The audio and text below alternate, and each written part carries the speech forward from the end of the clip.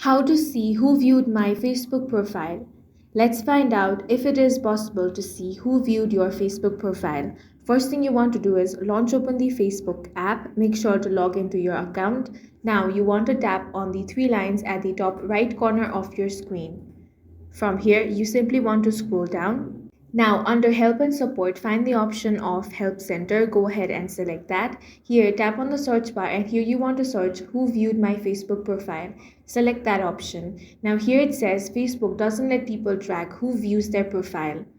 If you're thinking about installing a third party app, remember that it also cannot provide you that information. If you find any such app, it is best to report it. So now as you know, you're not able to see who viewed your Facebook profile, and that's all for this video. If you found it useful, make sure to hit the like button and subscribe for more videos like this.